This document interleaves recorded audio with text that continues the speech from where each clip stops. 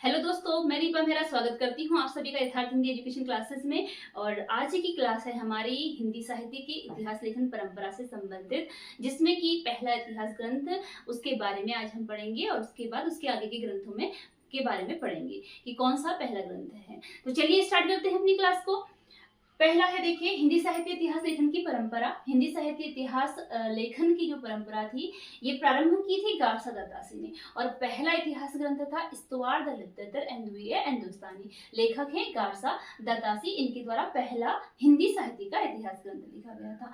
और इसमें हिंदी और उर्दू के जो यह ग्रंथ था, इसमें हिंदी और उर्दू के 738 कवियों का विवरण अंग्रेजी वर्ण के क्रम के अनुसार दिया गया। ठीक है, तो यह विवरण किसके आधार पर मिलता है? हमें अंग्रेजी वर्ण के क्रम के आधार पर मिलता है। जो गारसा दत्तासी ने 738 कवियों का वर्णन किया है, वह अंग्रेजी वर्ण के क्रम के आधार पर किया है, जिसमें हिंदी से संबंधित कवि 72 हैं। और इसमें हिंदी से संबंधित, यहाँ पर देखिए आप, हिंदी से संबंधित कवियों की संख्या 72 है। तो यहाँ पर है कौन से? हिंदी और उर्दू के कवियों का वर्णन मिला है।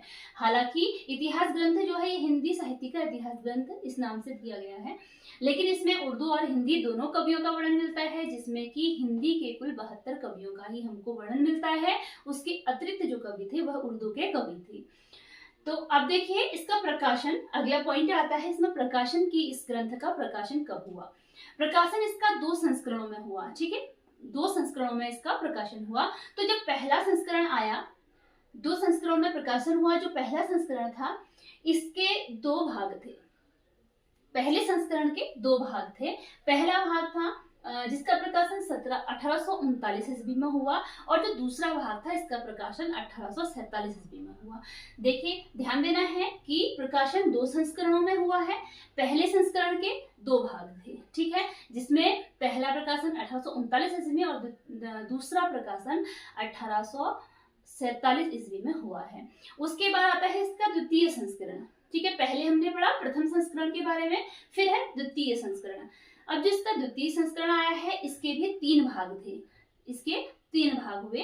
तो 3 भागों में जो पहला और दूसरा भाग था, पहला व दूसरा भाग था, इसका तो प्रकाशन 1870 ईस्वी में हुआ, और जो तीसरा भाग था उसका प्रकाशन हुआ 1871 ईस्वी में। ठीक है, द्वितीय भाग के तो कुल मिलाकर अगर हम बात करें इसमें, तो कुल मिलाकर इस ग्रंथ में देखिए इसका प्रकाशन कितने भागों में हुआ है?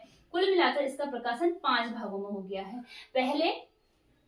पहले और दूसरे भाग में प्रथम संस्करण के अंतर्गत आया, और उसके बाद जब द्वितीय संस्करण हुआ तो इसमें 3 भाग आए, जिनमें से पहले और दूसरे का प्रकाशन 1870 ईस्वी में हुआ है, और जो तीसरा भाग है इसका प्रकाशन हुआ है 1871 ईस्वी में। ठीक है, तो कुल मिलाकर 5 भागों में इसका प्रकाशन हुआ। कुल मिलाकर इसके 5 भाग हुए, 2 भाग और 3 भाग। ठीक, अब आगे है भाषा। जो इसकी भाषा रही वह कौन सी थी? फ्रेंच। फ्रेंच भाषा में लिखा गया था। जो हिंदी साहित्य का इतिहास है, ये हिंदी साहित्य का इतिहास मतलब कि हिंदी के कवियों का इसमें वर्णन मिलता है, हिंदी के साहित्य के बारे में बताया है, लेकिन इसकी भाषा रही फ्रेंच। ठीक है, ये लिखा कौन सी भाषा में गया है? फ्रेंच भाषा में लिखा गया है।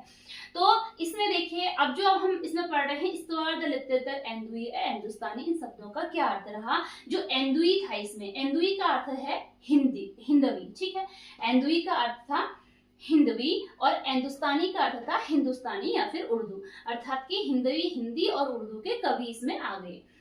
ब्रिटेन और आयरलैंड की प्राच्य साहित्य अनुवादक समिति की ओर से पेरिस में प्रकाशित, इसमें पेरिस में यह प्रकाशित हुई। किसके द्वारा? यह आयरलैंड की प्राच्य साहित्य अनुवादक समिति के द्वारा, ब्रिटेन और आयरलैंड की प्राच्य साहित्यिक अनुवादक समिति के द्वारा प्रकाशित हुई। और इसमें काल विभाजन और नामकरण का कोई प्रयास नहीं किया गया है। यद्यपि इसमें हमें मिल तो रहा है हिंदी साहित्य का इतिहास, लेकिन देखिए हमने किसके आधार पर पढ़ा? इसका अंग्रेजी वर्ण के क्रम में लिखा गया है। अगर हम अंग्रेजी वर्ण के क्रम के आधार पर कवियों को डिवाइड करेंगे तो कोई आगे के पीछे कवि आगे आ जाएंगे, आगे कवि पीछे आ जाएंगे, क्योंकि हम अंग्रेजी का वर्ण देख रहे हैं, मतलब कि अल्फाबेट देख रहे हैं, A B C D E F G, इसके आधार पर इनका वर्णन किया गया है। ठीक है, तो कालक्रम के आधार पर कोई वर्णन नहीं है, और ना ही इसमें नामकरण किया गया है, यानी कि किसी काल को, किसी विशेष समय के कवियों को कोई विशेष नाम नहीं दिया गया है। आगे है इसमें देखिए, डॉक्टर लक्ष्मी सागर वार्ष्णेय ने जो ये इतिहास ग्रंथ लिखा गारसा दातासी ने, तो डॉक्टर लक्ष्मी सागर वार्ष्णेय ने इस ग्रंथ में वर्णित, जो इस ग्रंथ में वर्णन किया गया था हिंदी रचनाकारों का, जो हिंदी के कवि थे, इनसे संबंधित सामग्री का हिंदी अनुवाद हिंदुई साहित्य का इतिहास शीर्षक से किया। अब डॉक्टर लक्ष्मी सागर वार्ष्णेय ने जो भी इस ग्रंथ में हिंदी के कवि मिले थे, हिंदी के कवियों से संबंधित रचनाएं मिली थी या जानकारियां मिली थी, उस सारी सामग्री का हिंदी में अनुवाद किया, क्योंकि ये फ्रेंच भाषा में लिखा गया था, है ना। तो फ्रेंच भाषा में लिखा गया था, लक्ष्मी सागर वार्ष्णेय ने इसे हिंदी में अनुवाद किया और उसको नाम दिया हिंदुई साहित्य का इतिहास, और उन्होंने इसको क्या नाम दिया है, हिंदुई साहित्य का इतिहास, यह नाम दिया, जिसका प्रकाशन 1952 में किया। और यह ग्रंथ जो हिंदुई साहित्य का इतिहास आया, हिंदुई साहित्य का जो इतिहास ग्रंथ आया, इसका प्रकाशन इन्होंने किया 1952 ईस्वी में।